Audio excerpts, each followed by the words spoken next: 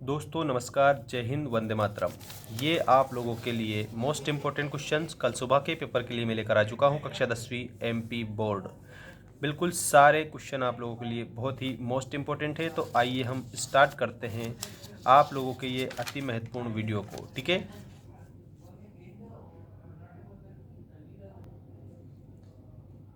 देखिए यहाँ पर आपका पहला क्वेश्चन है, टिक द करेक्ट उत्तर में the pH value of pure water is, मतलब कि शुद्ध जल का पीएच मान कितना होता है।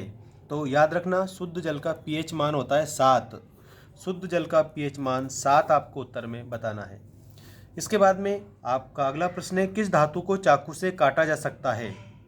तो सोडियम जो है उसको चाकू से काटा जा सकता है। सोडियम को चाकू से काटा जा सकता है।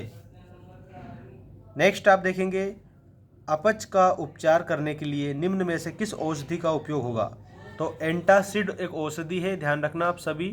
एंटासिड जो औषधि है उसका अपच का उपचार करने के लिए उपयोग किया जाता है। इसके बाद में आप लोगों का अगला क्वेश्चन देखिएगा, आईएमपी, मनुष्य में वृक्क एक तंत्र का भाग है जो संबंधित है। वृक्क किससे संबंधित है, तो ये उत्सर्जन से संबंधित है। तो आप लोग उत्तर में उत्सर्जन बताना। ठीक, विद्युत धारा का एसआई मात्रक, तो विद्युत धारा का एसआई मात्रक एम्पियर है। तो उत्तर में आपको एम्पियर याद रखना है। ठीक है, इसके बाद में नेक्स्ट क्वेश्चन, यदि किसी विलयन का पीएच मान 9 है तो वो विलयन किस प्रकार का होता है। ठीक, तो यहाँ आप लोगों को याद रखना है, आपका उदासीन विलयन हो जाएगा। क्या हो जाएगा, उदासीन विलयन हो जाएगा। नेक्स्ट क्वेश्चन है, अनाक्षी श्वसन किस में होता है। तो अनाक्षी श्वसन जो है ये आप लोगों को करेक्ट उत्तर बताना है। आप लोगों को ऑप्शन है माइटोकॉन्ड्रिया, इसके अलावा केंद्रक, कोशिका द्रव्य और राइबोसोम। ठीक है, तो इसमें आप लोगों का ऑप्शन नंबर फर्स्ट करेक्ट होगा। ठीक है, इसके बाद में नेक्स्ट जो क्वेश्चन है उसको देखिएगा, विभवांतर किससे मापा जाता है। तो विभवांतर को वोल्ट मीटर से मापा जाता है, वोल्ट मीटर। ठीक है, विभवांतर को वोल्ट मीटर से मापते हैं। और इसके अलावा आपको ये जो क्वेश्चन दिए fill in the blanks, question number 2 पर आप थोड़ा ध्यान रखिएगा। क्वेश्चन नंबर 2 जो है आप लोगों का बहुत ही मोस्ट इम्पोर्टेंट क्वेश्चन है आपका ये। इसमें आप लोगों को क्या करना है, रिक्त स्थानों की पूर्ति करना है। शरीर में भोजन का पाचन अभिक्रिया का एक उदाहरण है। कौन सी अभिक्रिया का उदाहरण है, भोजन का पाचन जो है उष्माक्षेपी अभिक्रिया का उदाहरण है, एक्सोथर्मिक। और यहाँ पर आप लोगों को उत्तर में बता देना है,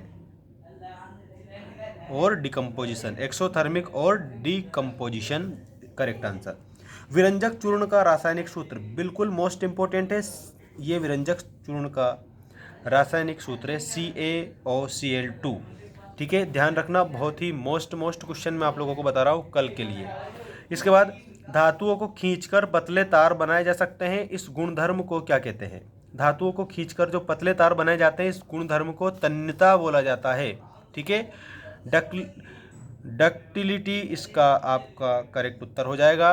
ध्यान देना आप सभी सही तरीके से। इसके बाद में यहाँ कुछ और भी आईएमपी क्वेश्चन है आप लोगों के लिए। लार में एंजाइम होता है जिसे कहते हैं एमाइलेज।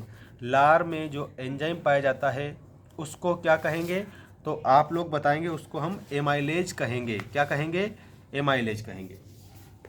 इसके बाद में जली विलयन में क्षार आयन देता है, तो OH आयन देता है, वो भी माइनस वाला। ठीक है, ऐसा याद रखना। इसके बाद में ग्रेफाइट विद्युत की क्या होती है, तो गुड कंडक्टर होती है, दैट्स मीन सुचालक होती है। ठीक है, ग्रेफाइट विद्युत की सुचालक है, ये ध्यान रखना आप सभी। इसके बाद में यहाँ पर आप लोगों का अगला प्रश्न है, शरीर में पानी का अवशोषण होता है, किस में होता है, बड़ी आंत में होता है। शरीर में पानी का अवशोषण बड़ी आंत में होता है, यहाँ पर बड़ी आंत बताएंगे। अगला प्रश्न है, इमली में अम्ल उपस्थित होता है, this is very most important question for you.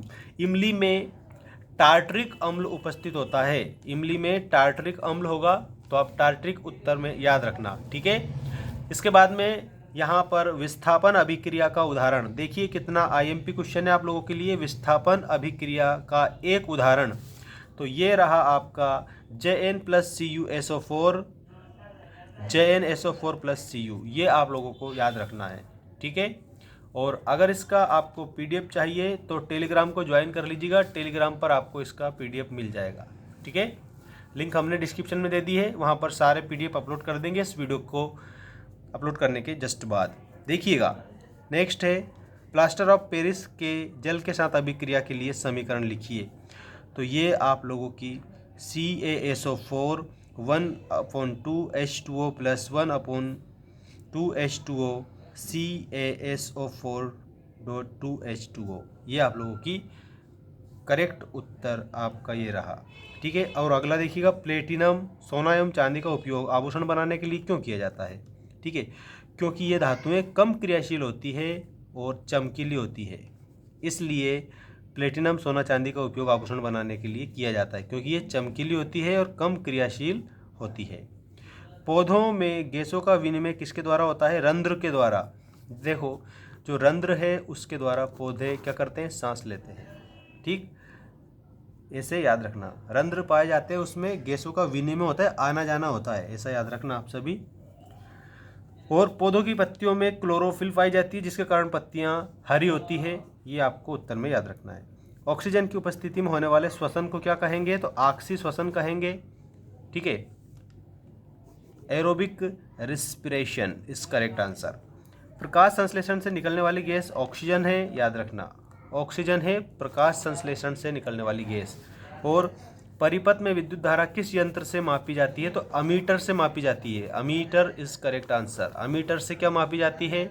परिपथ में विद्युत धारा मापी जाती है।